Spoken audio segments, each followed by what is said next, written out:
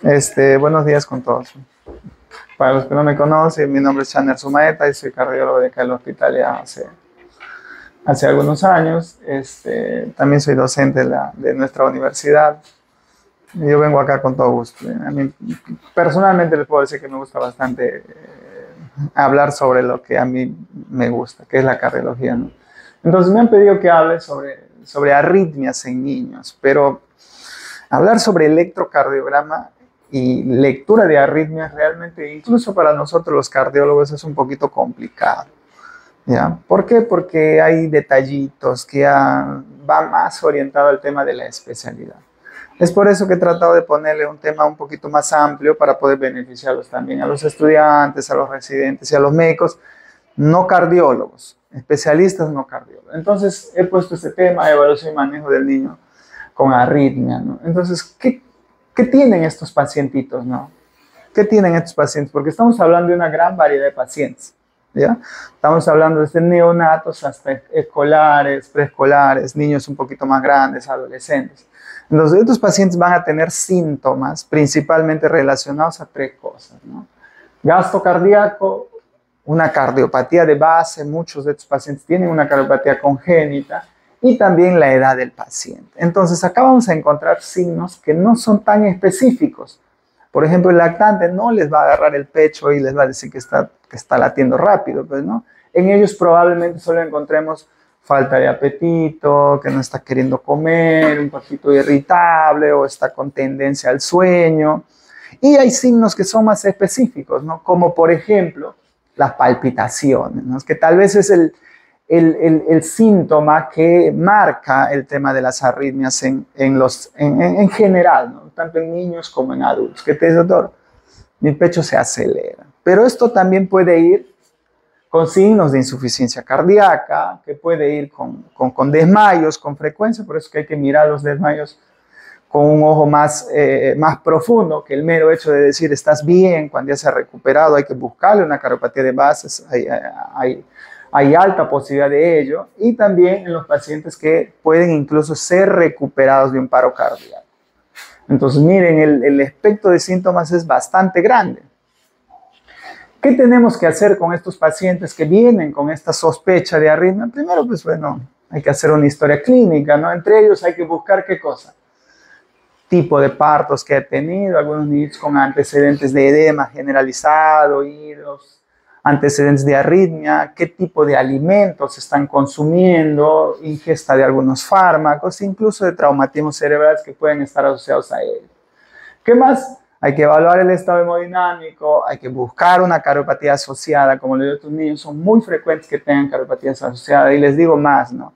Acá los niños que son posoperados cardíacos son niños que tienen sustrato anatómico para hacer arritmias. ¿Por qué? Porque cuando tú operas una cardiopatía congénita, cortas el miocardio. Entonces, destruyes la conducción normal de la actividad eléctrica cardíaca, y eso genera circuitos de reentrada que pueden dar arritmias con mucha frecuencia. Entonces, estos niños postoperados cardíacos son niños con alta posibilidad de arritmias. Les podría asegurar que todos van a ser arritmias. Hay que mirar qué gravedad de arritmia puede tener. Entonces, si es operado de un CIA, por ejemplo, principalmente supraventriculares, por ahí tal vez el flúter, la fibrilación auricular, estos niños están asociados a eso. Y si ya tocan el ventrículo, este ventrículo va a hacer arritmias de esa zona, ¿no? Al momento de examinar a los otros pacientes, pues vamos a encontrar el precordio hiperactivo, y se nota eso cuando usted lo ven al niñito, el pechito. ¿Qué vamos a buscar ahí además? Taquimia, palidez, va a estar diaforético por el bajo gasto que hace, y también algunos pacientes se podría encontrar soplos cardíacos, ¿ya? Entonces, ¿qué origina todo esto? Estamos en un hospital, y si el paciente está en emergencia, yo tengo que buscarle algo le está generando esto. La mayor parte de veces es una cardiopatía de base, pero que no se nos vaya una alteración hidroelectrolítica, potasio principalmente, ¿ya? La hipoxemia en los pacientes que están con alguna infección, la inmadurez propia del sistema nervioso autónomo, que es frecuente, pues es parte del desarrollo de un neonato. las miocarditis o infecciones del corazón, una cardiopatía congénita y algunas veces, en UCI principalmente, donde se pone catéter, es bonito, ¿no? Porque todos nos toman fotos, vemos, pero a veces ponemos el catéter, la punta del catéter dentro de la aurícula. Incluso se emocionan tanto, incluso meten al ventrículo. Y esto está que hace contacto con la pared del miocardio. Entonces, eso puede generar arritmias cardíacas. Entonces, hay que ser muy juiciosos y cuidadosos a la hora de poner una vía central. ¿Por qué? Porque nos podemos meter al miocardio, nos podemos meter a la aurícula y generar arritmia. Y esa es simplemente la causa de la arritmia. ¿Ya? Entonces, voy a estudiar a este niño. Ya me vino por palpitación, yo sospecho que tiene una arritmia. ¿Qué es lo que voy a hacer? Les decía, ¿no? Es un poco complejo hablar de arritmias en niños, inclusive hablar de arritmias es un poco complejo porque es básicamente lectura de electrocardiograma. No pretendo hacer una clase de electrocardiograma, pero estos niños deberían abordarse así, con un electrocardiograma. Si en el electrocardiograma no sale nada, hay que hacer un Holter, que es poner un equipo, es como un electro de monitoreo de 24 horas. Incluso hay que buscar cardiopatías de base. Ecografía cardíaca. Eso todo hacemos acá. Todo hacemos acá. Pero el DNI, lo que marca y lo que dice qué es lo que tiene el paciente, es el electrocardiograma. Yo tengo que tener nociones de lectura de electrocardiograma. Entonces, ¿a quién le voy a pedir yo un electrocardiograma? El paciente viene de emergencia, ¿no? Dolor torácico, doctor, dolor torácico. Me he desmayado, tengo muchas palpitaciones. Hay que hacer un electro. Hay que ver un electrocardiograma. Tengo bradicardia, como es el paciente. Me ha dicho que tengo bradicardia, tengo taquicardia. Hay que hacer un electro a los pacientes para mirar si esa bradicardia o esa taquicardia es sinusal o es fisiológica. Hay que buscarlo. ¿Ya? Entonces, electrocardiograma, ¿no? Hay que hacer un electrocardiograma idealmente de 12 derivaciones. No es fácil hacer un electrocardiograma a un niño, usted sabe.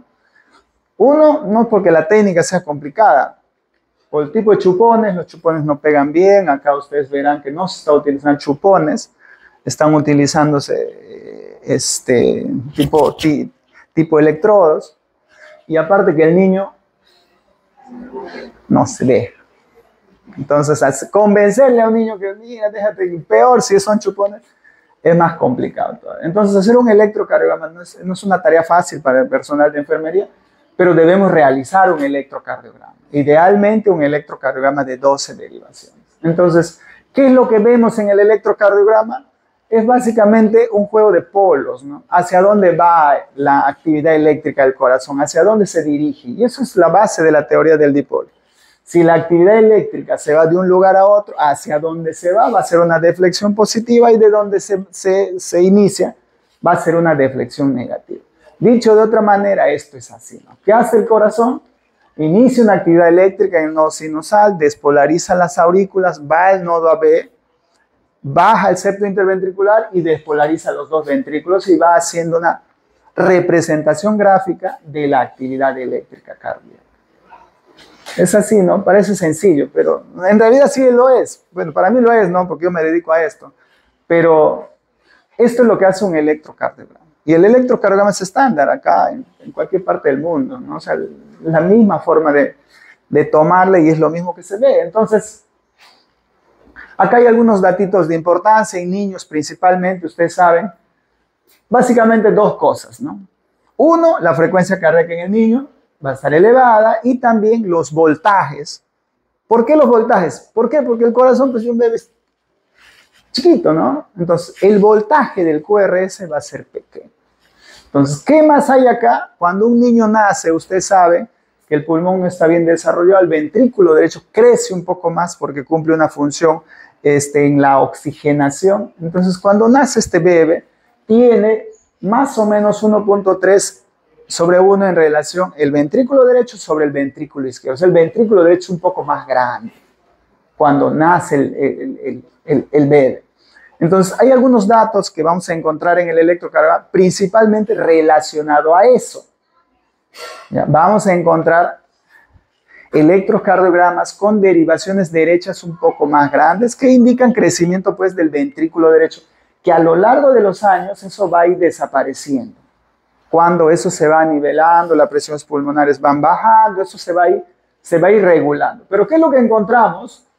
Encontramos desviación del eje a la derecha. ¿Por qué? Por crecimiento del ventrículo derecho, las R son altas en ABR, en B1, en B2, hay una relación RS grande en precordiales derechos. Básicamente, crecimiento derecho. ¿Y dónde vemos derecho? Lados derechos en el electrocardiograma, B1, B2, ABR. Principalmente por la zona donde está en el electrocardiograma. Entonces, el otro dato que también hay que tomarlo con mucha importancia es el tema de la frecuencia cardíaca. Y ustedes saben que esto va a ir variando de acuerdo a la edad del paciente. ¿Ya? Va a ir variando en relación a la edad del paciente. Mientras más chiquito es, más metabolismo tiene. Este niño está en proceso de crecimiento, entonces el corazón, ¿cómo está? Está muy taquicárdico. Bueno, o al menos versus un adulto está con una frecuencia cardíaca bastante alta. Entonces yo tengo recién nacidos entre 40 y 140 de frecuencia cardíaca con variaciones que pueden ser hasta 50. Y el niño normalmente a partir de los 6 años ya como que va anivelándose a la frecuencia cardíaca del adulto. No es igual, pero como que ya va nivelándose, llegando a los 12 años a tener una frecuencia cardíaca ya similar a la del adulto.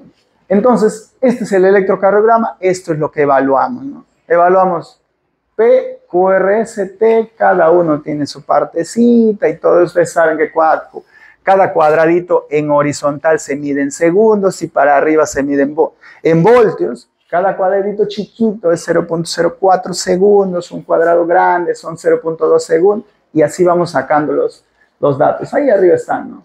Entonces, esto es lo que evaluamos, ¿no? Y esto es lo que nosotros debemos de aprender a ver en un electrocardiograma, ese PQRST, PQRST, PQRST. No es una charla de electro esto, pero trato de avivar esto para que podamos continuar con lo que vamos a hacer, ¿ya? Esto es lo que nosotros debemos ver en el electro, el PQRST. P aurícula, QRS ventrículo, T la repolarización ventricular. De ahí viene la diástole, todo regresa a su normalidad y vuelve nuevamente la aurícula a despolarizarse. Doctor, ¿y qué es eso? No? Es que en los niñitos, de acuerdo a la edad, hay algunos datos, ¿no? Ustedes les decía, los tamaños del QRS en los niños, chiquito, pero esto va a ir variando, ¿no? Entonces yo les puedo decir, mira, la frecuencia cardíaca de 3 días, esto está estudiado en realidad. Y también cuánto mide el QRS, por ejemplo, en B6, cuánto mide la Q, cuánto mide la R, cuánto mide la S, cuánto es el promedio, 0.4, eso es un QRS chiquitito. ¿Ya? Un cuadradito debería tener. Las 3 ondas. ¿Ya? Entonces eso es lo que se ve en los niños de acuerdo a esa edad. En general, tal vez esto es lo más frecuente que ustedes van a ver. Un electrocardiograma de un niño de 5 años. ¿Qué caracteriza estos electros? Estas P's negativas que se ven desde B1 hasta B3. Que algunas veces llega hasta los 12 años y muchas mujeres se quedan con ese patrón electrocardiográfico en el adulto y eso se llama persistencia del patrón infantil. Esto es muy frecuente, ¿ya? Un electrocardiograma normal en un niño, ¿no? ¿Ya? Que podría ser para un adulto isquemia, en el niñito esto es normal. Esto desaparece, sí, generalmente a partir de los 6, incluso puede llegar a los 12 años y ya no se hace evidente, ¿no? Entonces, con esta introducción entramos a algunas alteraciones que son las más frecuentes. ¿Cuál es la más frecuente? La que ustedes ven, la bradicardia sinusal, ¿no? Doctor, mi latido cardíaco está bajo, dicen, ¿no? Yo sufro de bradicardia, dicen algo. Él es bradicárdico, dicen, así se expresan las personas. Entonces, ¿qué es la bradicardia sinusal? Simplemente que su frecuencia cardíaca está por debajo de lo que debería ser para su edad. ¿Ya? No de 50, no de 60, como en un adulto. Frecuencia cardíaca por debajo de su edad. Entonces, doctor, ¿y cuánto es su edad, no? Depende. Si es un pequeñito, menos de 100 latidos, eso es bradicardia.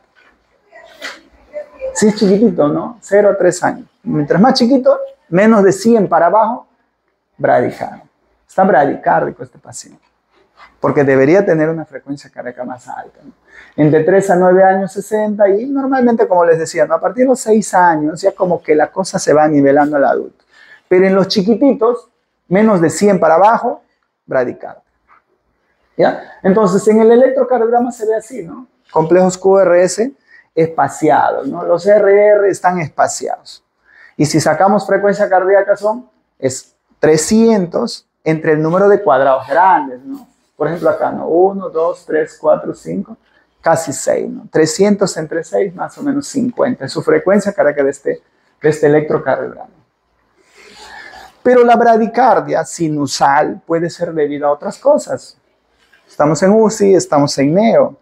Esta bradicardia puede ser debido a ¿qué?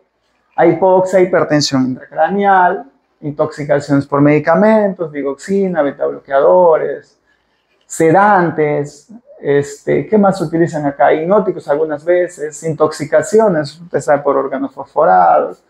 También puede ser en la hiperpotasemia, en la hipercalcemia. Hay que monitorizar los electrolitos cuando encontramos alteraciones de la frecuencia cardíaca.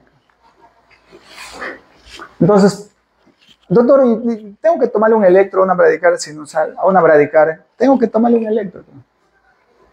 ¿Por qué? Porque puede ser que este paciente tenga un bloqueo AV completo. Doctor, ¿y cómo sabes que tiene un bloqueo AV? ¿Por qué? Porque estas puntitas que ustedes ven acá, estas chiquitas de acá, estas son las ondas P. Y las otras es el QRS. O sea, hay una disociación auriculoventricular. El aurículo está por su lado y el ventrículo está por su lado. ¿Qué tratamiento necesita este paciente? Primero ver si tiene una alteración hidroelectrolítica y corregirla. Pero si no se corrige, este paciente debería ir a marcapaso. No hay otra cosa para corregir esto. ¿Ya? Es por eso que debemos tomar electrocardiograma. La taquicardia sinusal también es fisiológica. Puede acompañar a procesos patológicos. Generalmente es un QRS estrecho, ¿no? ¿Cómo se ve una taquicardia sinusal? Y para eso es importante que nosotros aprendamos a distinguir el PQRST, ¿no? PQRST, 300 entre el número de cuadrados grandes, acá hay más o menos 2, ¿no? Es 150. 300 entre 2, 150. Está taquicárdico, ¿no? Entonces, la frecuencia cardíaca, para hablar de taquicardia, también implica la edad del paciente. ¿Ya? Si yo tengo una frecuencia cardíaca más de 166 en la primera semana de vida, está taquicárdico este paciente, ¿no? Más de 176, primer mes. A los 2 años, 125, 4 años, frecuencia cardíaca más de 100 a los 6 años.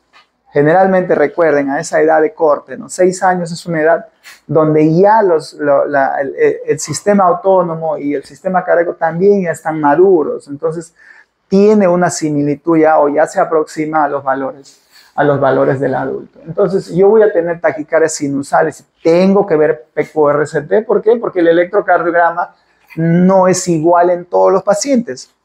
Hay electros que son así, PQRST, hay electros que son así, otros que son así, otros que son así, así, así, así. Todos son sinusales. Todos son taquicardias sinusales. Pero yo tengo que aprender a reconocer la P, pues no, la P está arriba. Acá está la onda P, la onda P, la onda P. La onda P, la onda P, la onda P, y sacar frecuencia cardíaca. Todos son taquicardias sinusales, pero con morfología del QRS diferente. Doctor, y taquicardia sinusal, y hay que ver, pero no muchas veces nos llaman por taquicardia. Se mantiene taquicárdico, está taquicárdico, está taquicárdico. Su electro no tiene electro. No tiene electro. Hay que hacerle un electrocardiograma. Es la única forma de ver si esa taquicardia es sinusal. Es posible que sea por algún medicamento que puedan estar utilizando, como por ejemplo acá se utiliza, en pediatría se utiliza bastante adrenalina, ¿ya? Está taquicárdico probablemente por las catecolaminas que están usando, pero también puede estar taquicárdico porque está con fiebre, porque está anémico, porque tiene dolor, porque no está durmiendo este paciente, tiene un hipertiroidismo, algo más se está generando eso que es algo muy frecuente, que es la taquicardia sinusal. Pero para eso, les recalco, hay que hacer electrocardiograma y hay que ver QRST. ¿Ya? Y si no pueden identificar bien, con todo gusto los podemos ayudar, pero tiene que tener electro. Y hay que ver el contexto clínico del paciente, porque no toda taquicardia es patológica, simplemente puede ser el reflejo de algo más. Entre ellos, una miocarditis, una insuficiencia cardíaca o simplemente lo que les estoy mencionando arriba, ¿no? Con pena les voy a comentar esto, pero un día llegaba a una unidad de cuidado crítico y estaban desfibrilando a un paciente con taquicardia sinusal por fiebre. Controlan la fiebre, pero no, lean el electro. Estaban desfibrilándolo, le van a cardiovertir, perdón. Y no podemos hacer eso. Eso es un desconocimiento muy grande de la medicina en realidad. ¿Ya? Hay que corregir primero. La fiebre le estaba generando una taquicardia y la taquicardia muy probablemente era sinusal. Hasta ver el electro, sí era sinusal. Y lo estaban desfibrilando. Entonces estaban haciendo un procedimiento, por así decirlo, inadecuado. Inadecuado, inapropiado para el paciente. Entonces, hay otros hallazgos que ustedes van a ver con frecuencia cuando examinan a un paciente. Ustedes examinan a veces y van a encontrar que el latido cardíaco está tum, tum, tum, tum, tum, tum, tum, tum, tum, tum. No tiene una regularidad ese dum-ta, dum-ta, dum-ta. No tiene esa regularidad. Entonces, ¿qué puede pasar en el niño sano?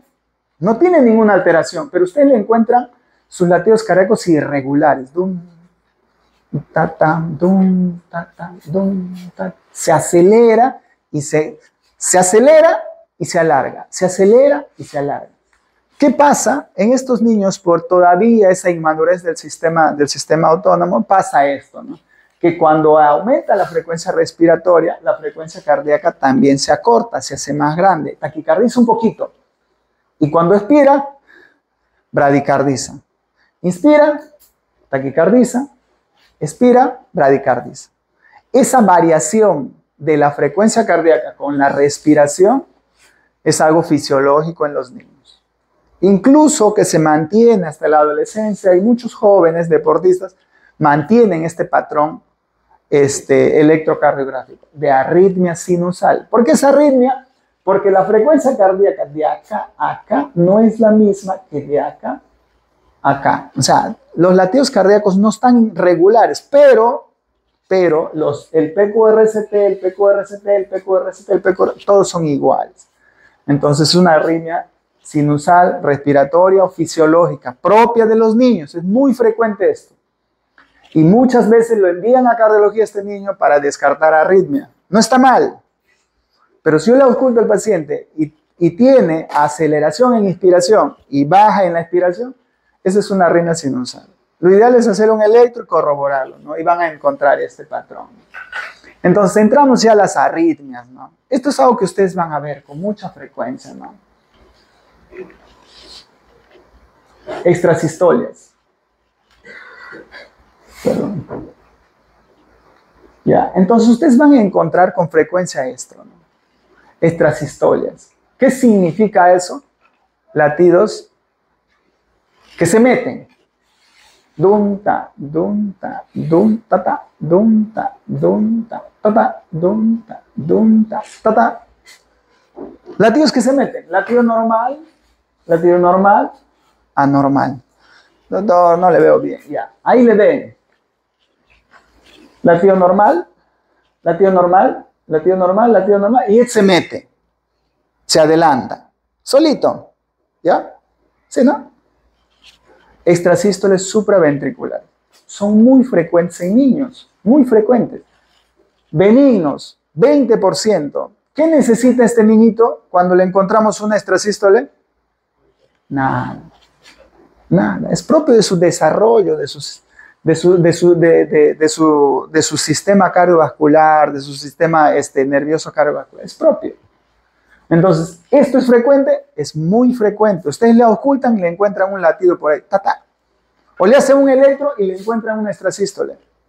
¿Qué se hace con ese niño? Nada. Doctor, ¿y por qué es supraventricular? ¿Por qué es supraventricular? Porque tiene la misma morfología que los latidos normales. ¿Ya? Tiene la misma morfología que los latidos normales.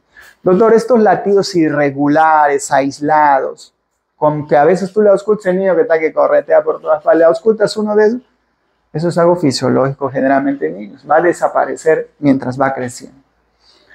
Doctor, ¿también encontramos extrasístoles ventriculares? Sí. ¿Qué es lo que cambia, ¿no? En la extrasístole ventricular? Cambia el QRS. El QRS se hace ancho.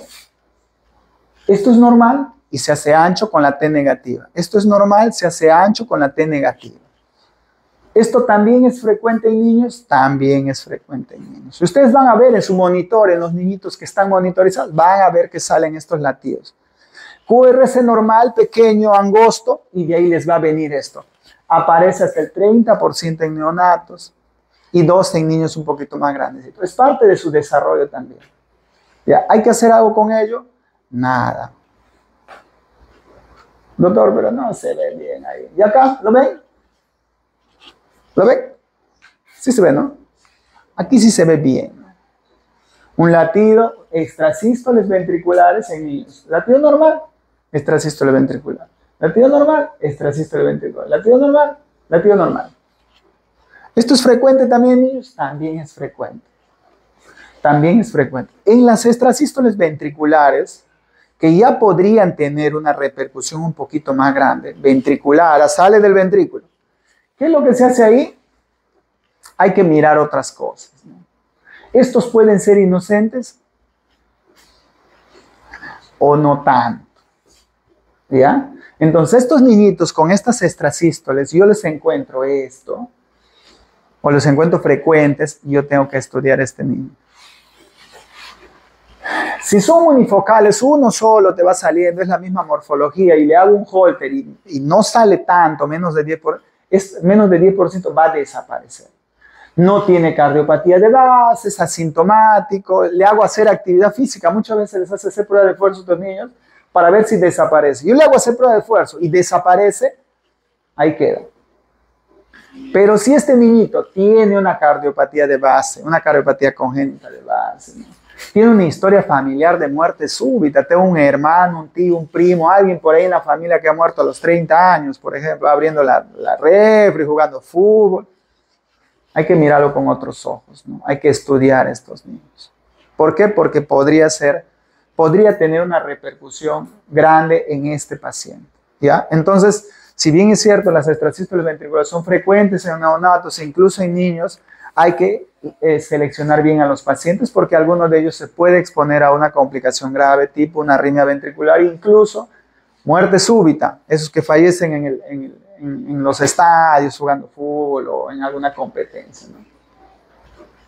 ¿Ya? Entonces entramos a las taquiarritmias, espero no ser muy extenso en esto. Y las taquiarritmias, ¿qué son? Simplemente hay que mirar el ancho del QRS. Tengo una taquicardia y tengo que ver el ancho del QRS. No sé si ustedes se acuerdan, ¿no? Cuando yo les hablaba, creo que ustedes de los jóvenes, los estudiantes todavía, los internos, veían la clase de taquicardias supraventriculares. Y ahí se clasifican dos grupos, QRS ancho y QRS estrecho. QRS ancho y QRS estrecho, que no es lo mismo en niños. QRS ancho en adultos más de 120, más de 110, dependiendo de la fuente. 120 del QRS, un QRS ancho. Pero en niños, donde el QRS, donde el electrocardiograma o el voltaje del electrocardiograma es chiquito, estos cambian, ¿no? Entonces yo tengo, para los pacientes menores de 2 años, normalmente el QRS debe ser entre 40 y 60, y para los niñitos mayores y adolescentes inclusive está entre 40 y 80. Doctor, entonces, ¿cómo yo distingo entre QRS estrecho y QRS ancho? O QRS angosto, QRS ancho. Una forma práctica es esta, ¿no? Todo QRS mayor de 80 milisegundos, o sea, 2 cuadraditos, para arriba, QRS ancho.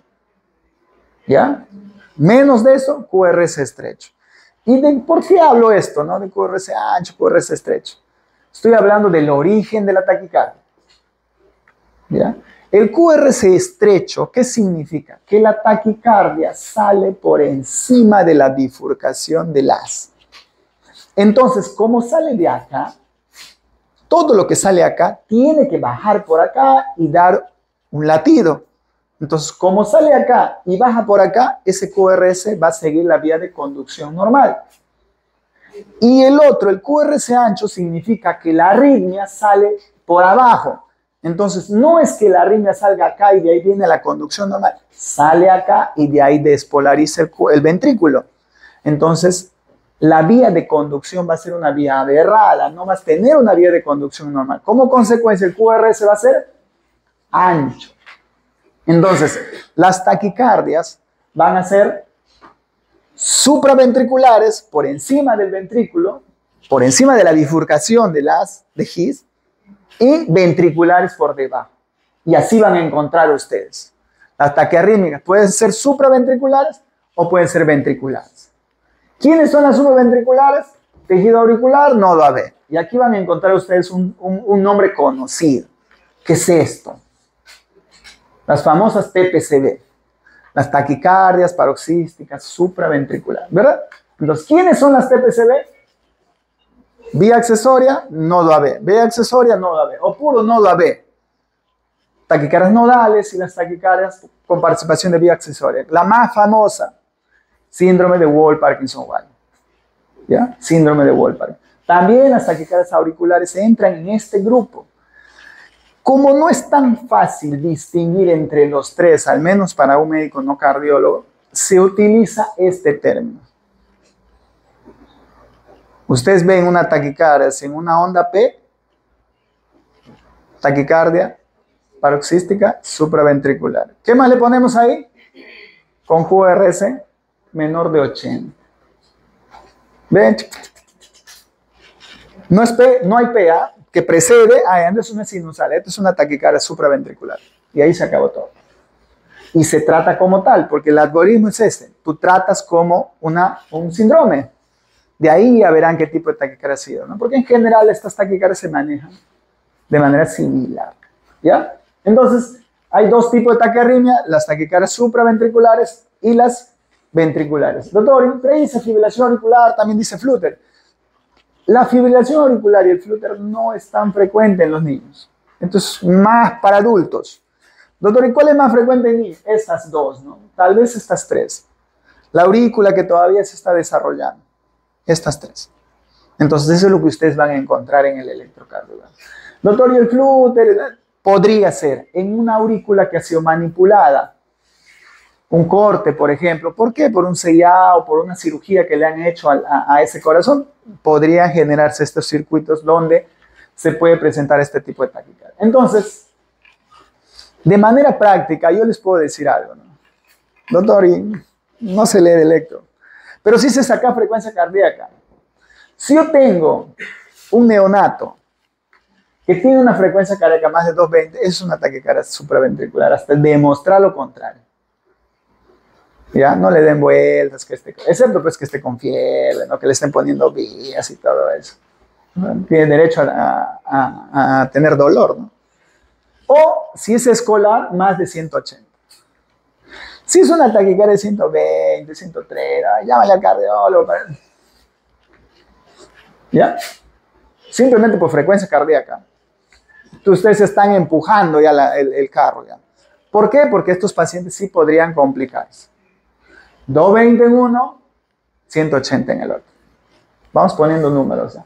Entonces, las taquicardias, o las taquiarritmias supraventriculares, les decía que está la taquicardia paroxística supraventricular. Y ahí estaba la taquicardia reentrante por vía accesoria, la taquicardia intranodal y la taquicardia auricular. De ellas, la taquicardia paroxística supraventricular es la más frecuente que hay, ¿no? Es la más frecuente que hay. Básicamente, el mecanismo es de Wolff-Parkinson-White. Y acá hay tres tipos, las tres taquicardias, ¿no? Uno, la taquicardia auricular. No sé si ustedes ven esas puntitas ahí. Esos son las ondas P de la aurícula que se está despolarizando. Dos, acá en el nodo AB, la taquicardia intranodal y una vía que hay que conecta la aurícula y el ventrículo, el Wolff-Parkinson-White. Taquicardia con participación de vía accesoria.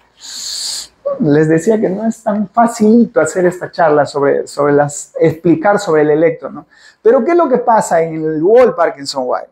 ¿Ya? El tejido de conducción normalmente debería ser aurícula, pasa al ventrículo por un solo lugar, por el nodo AB, que es este, no pasa por otra parte. Entonces, lo que nace en el nodo sinusal ¿Ya? Ahí en la vena cava superior, ahí un poquito abajo. Por lo que nace ahí, va a la aurícula derecha, de ahí baja por el nodo sinusal, por el nodo AB, perdón, y va a los ventrículos. Pero en el Wolff-Parkinson-White, ¿qué es lo que pasa? El tejido, este tejido de conducción que debería ser único, ha creado una ramita por acá. Entonces baja también el impulso de la aurícula, baja al ventrículo por el nodo AB y por la otra ramita de conducción. Entonces baja por dos partes. Y esto se une y genera en el electrocardiograma una alteración que se llama, no sé si ustedes pueden ver acá, como una pequeña lomita acá. ¿Ya? Esto de acá se llama onda delta, que se ve en el electrocardiograma. Tiene el PR muy cortito, pegadito, ¿ve? Y tiene la onda delta. ¿Ya? Esto, ¿por qué es esa onda? Porque pasa directo, pasa y ahí se pega por otra parte. Eso se suma a la despolarización normal. Y esto entonces, ¿qué va a generar? Va a generar taquicardias. Yo les decía, ustedes ven una taquicardia, QR es estrecho, sin P, no hay P, ¿ve? Esa es la P. No hay P, no hay P. Esa es una taquicardia paroxística supraventricular. Hasta demostrar lo contrario. Más si tiene frecuencias cardíacas más de 180, niños escolares, más de 220, un neonato. ¿Ya? Esto es una taquicardia supraventricular por una vía accesoria, Wolff-Parkinson. Tiene algunas características, principalmente en la cara inferior, esa onda final después del QRS, la onda S medio ancha. Y también la otra, la taquicardia reentrante nodal. Yo les pregunto, ¿se ven diferencias entre esto y esto? No muchas, ¿no? Entonces ustedes ciérrense ahí, ¿no? Ahora es una taquicardia supraventricular y punto, ¿no? Así simple. ¿Y qué es lo que yo hago? Dos cosas. QRS estrecho y no identifico una onda P claramente en el electrocardiograma. Doctor, pero esta es la onda P. No, esta es la onda T. ¿Ya? Esta es la onda T. Todo QRS que se despolariza o todo ventrículo que se despolariza tiene que repolarizarse.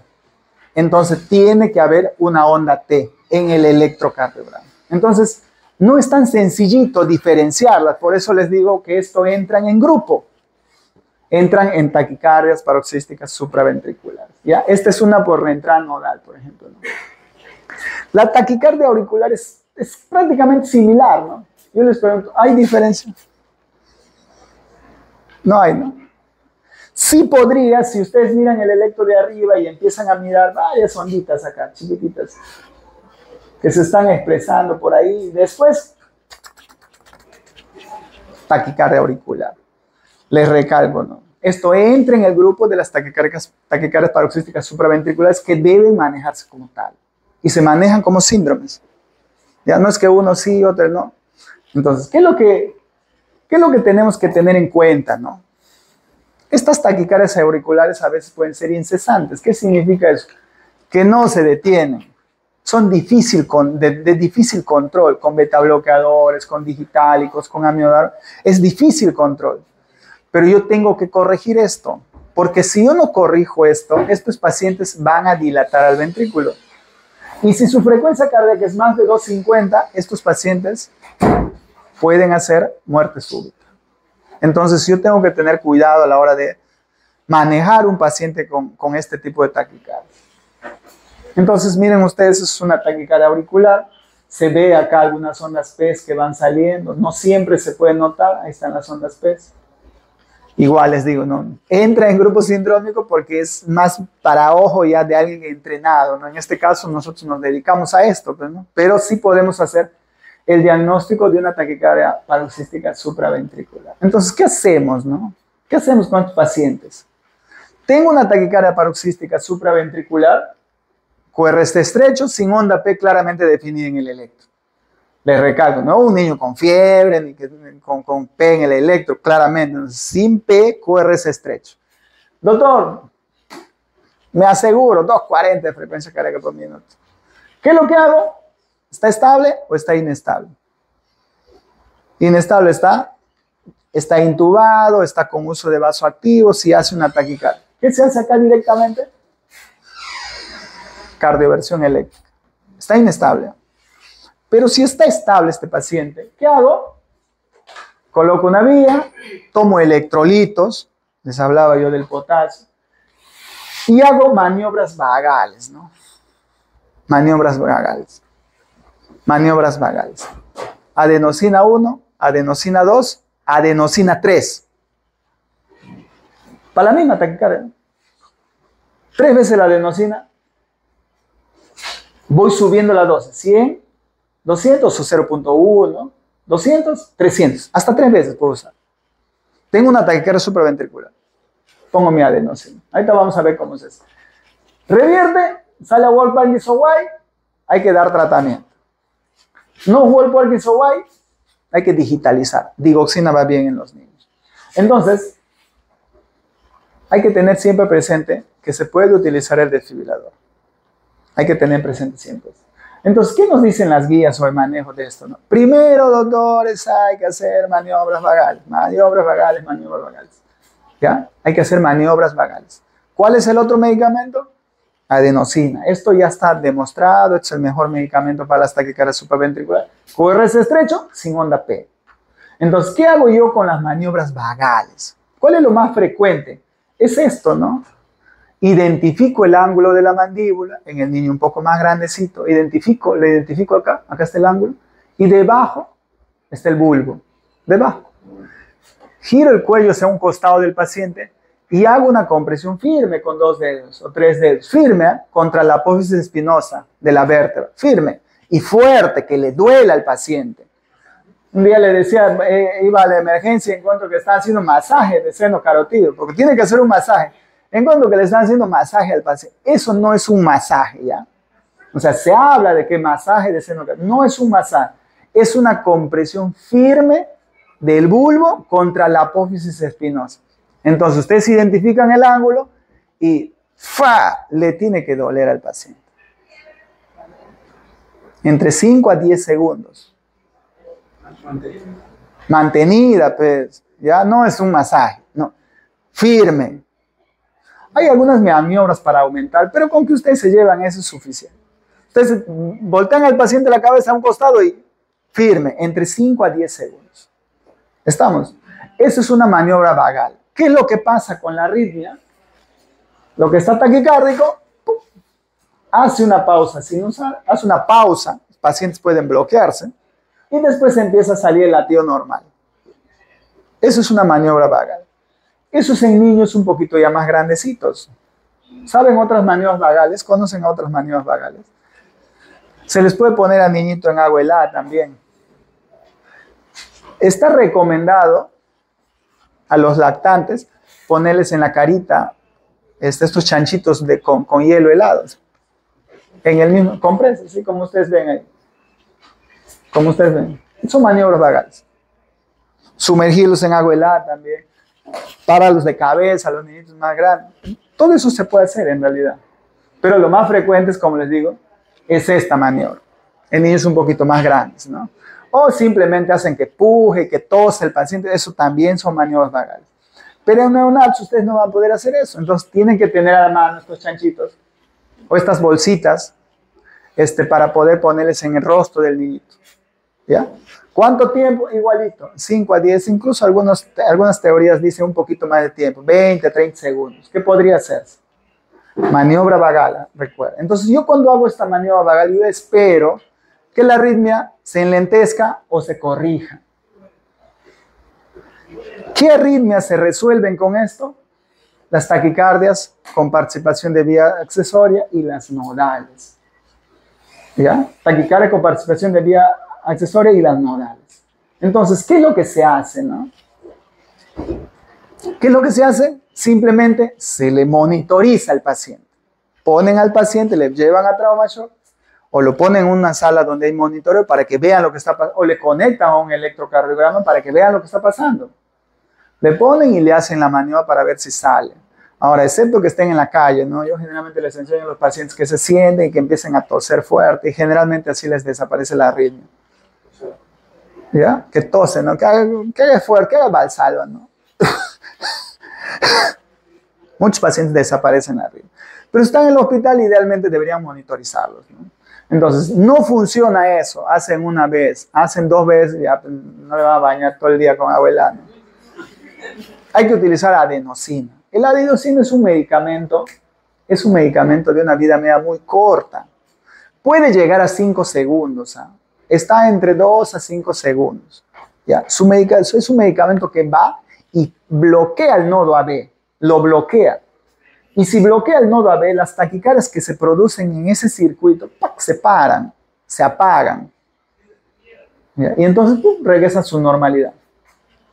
Es un medicamento espectacular, créanme. Así, es facilito. Ustedes agarran, calculan la dosis del paciente, le ponen y sale de la ritmo. Cuando es una taquicardia supraventricular, mediada por vía accesoria. Entonces, es rápido. ¿Qué contraindicaciones tienen que tener ustedes? El paciente cuando le ponen, si es un niñito que es grande, va a sentir que le duele su pecho. Eso les va a decir el niño. Siento que me quema mi pecho, va a decir. Es parte del medicamento. ¿Ya? De algo que tienen que tener cuidado, sí, es de los pacientes que tienen hiperreactividad bronquial, asma, porque puede hacer un broncoespasmo severo. Eso sí tienen que tenerlo presente al menos a la hora de utilizar el medicamento. Es un medicamento seguro, les digo. Es muy seguro. ¿Cómo se utiliza?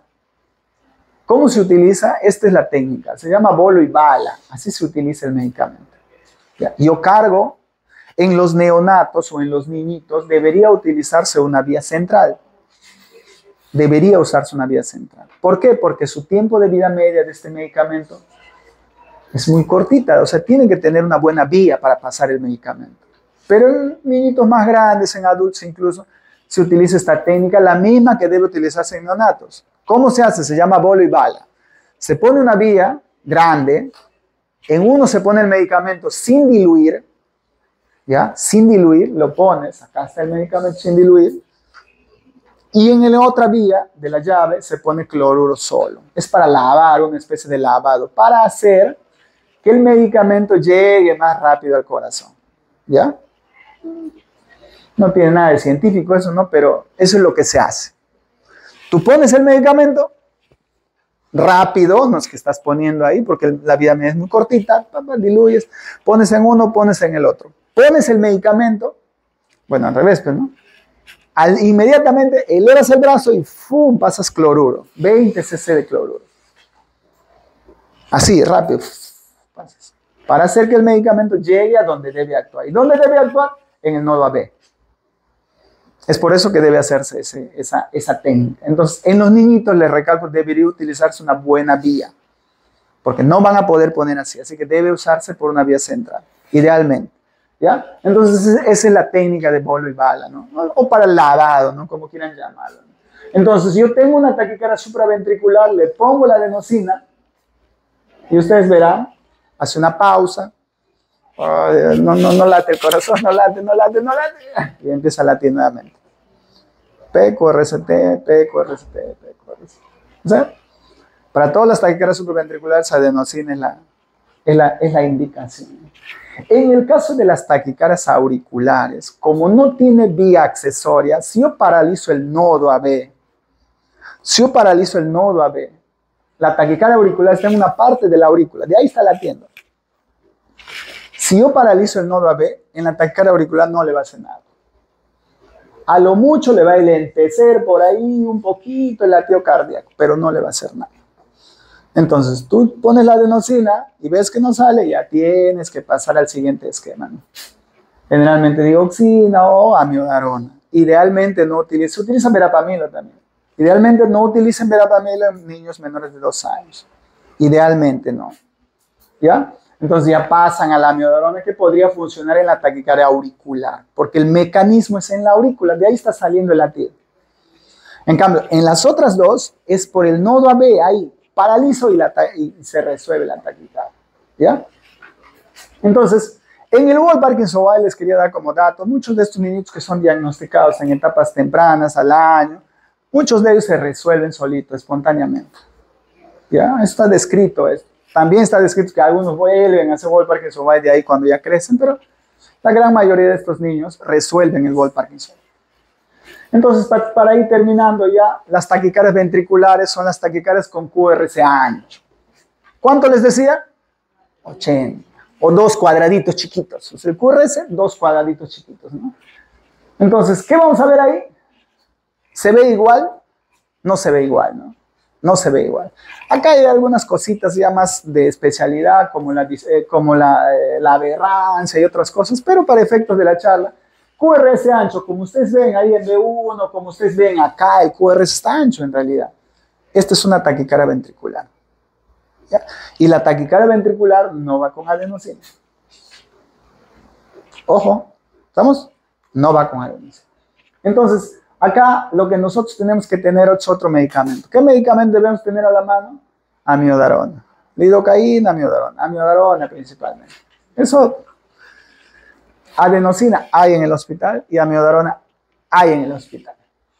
De una taquicardia que hay que tener cuidado, siempre cuando nosotros encontramos taquicardia, les decía yo, electrolitos, electrolitos, corrijan electrolitos. Es muy importante. Entonces, una taquicardia hay que tener cuidado, es esta taquicardia polimórfica, ¿no? Así como acordeón. Esta generalmente está asociada a QT prolongado y el tratamiento de esta, y solo de esta, es con sulfato de magnesio. Por eso es que hay que reconocer el tipo de la taquicardia. Ustedes ven que hacen como acordeones, acordeón. QRS ancho y en taquicardia, sulfato de magnesio. Ya, esas dos únicas condiciones quisiera que al menos se lleven, ¿no? Ustedes ven una taquicardia QRS ancho, manejen con amiodarona. Ven este paso, manejen con sulfato. Ven esta morfología. Las taquicardias ventriculares realmente son bastante amplias, ¿no? Y acá se tendría que hablar de muchas cosas, pero les dejo al menos concepto para que ustedes al momento de que vean, evalúen un electrocardiograma, agarren y digan, esto es ventricular y la ventricular se maneja con... De ahí ya veremos qué tipo de taquicardia ha sido, ¿no? ¿Cuál ha sido el mecanismo? El tracto de salida, un QT prolongado, o sea, ahí ya se veía. Pero primero hay que manejar la taquicardia porque hay que salvaguardar la vida del paciente. Entonces, para ir terminando, ¿no? QRS ancho, QRS estrecho. Así es simple. Tengo una taquicardia sin P, veo el QRS. ¿Cuánto el QRS? Menos de 80. Es una supraventricular. ¿Qué hago? Facilito, ¿no? ¿Qué hago? ¿Vaga? Adenosina. 3 veces. Doctor, ¿cada cuánto? ¿Cada media hora? ¿Cada 2 horas? Al toque nomás. El tiempo de VML, la adenosina es a 5 segundos.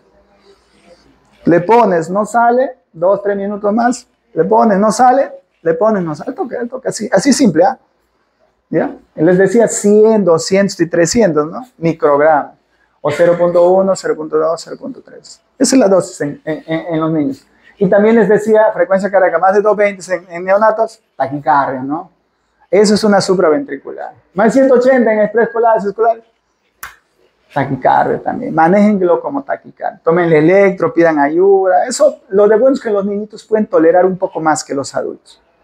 Piden ayuda para revisar el electro, tomen electros. Entonces, si yo tengo una QRS ancho, es un posible ventricular. ¿Qué tenemos acá? Amiodarona.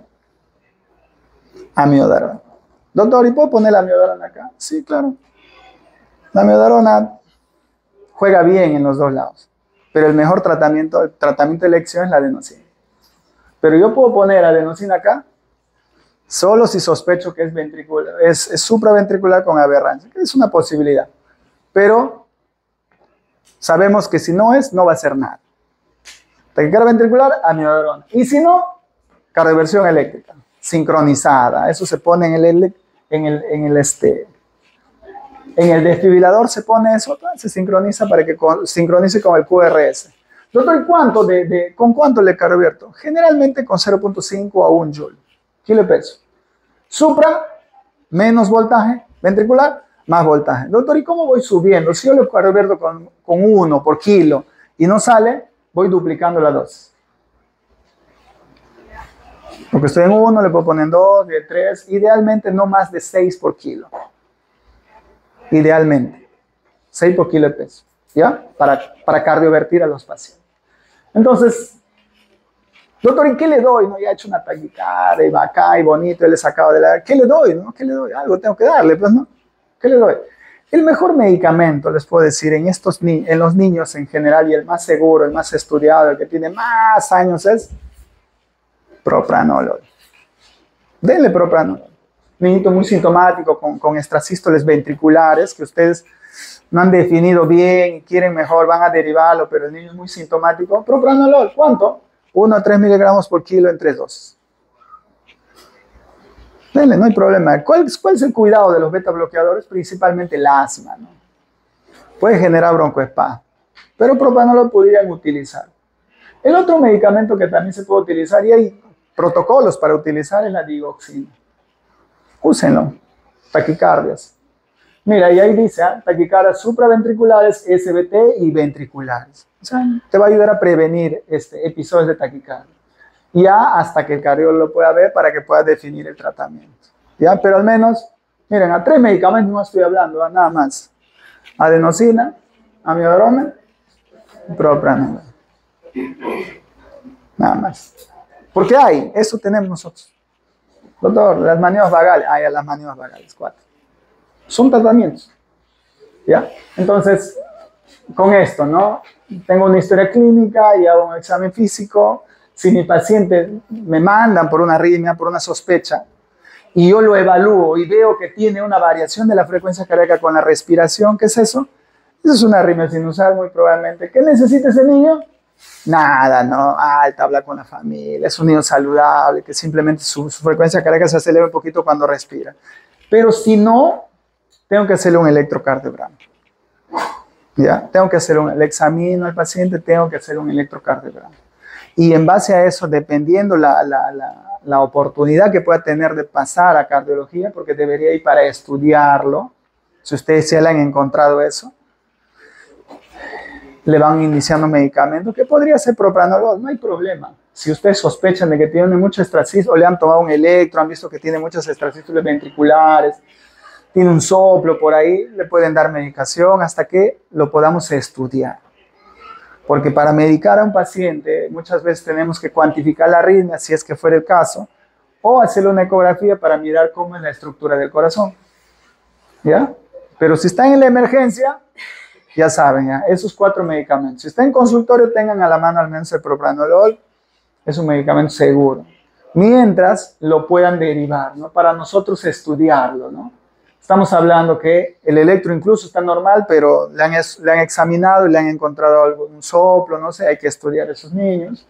Si tiene extrasístoles ventriculares, si tiene una bradicardia que no les queda claro, el paciente se cansa y está bradicárdico, un niño, hay que estudiarle, hay que hacerle algunos exámenes adicionales. Entre ellos, una ecografía, un Holter, algunos pacientes incluso les decía, para ver las extrasístoles ventriculares van también a prueba de esfuerzo para ver si desaparecen y en base a eso se define el tratamiento. ¿Ya, chicos? Esto es una imagen que a mí me gusta siempre ponerlo, pero no sé si les agrade. Con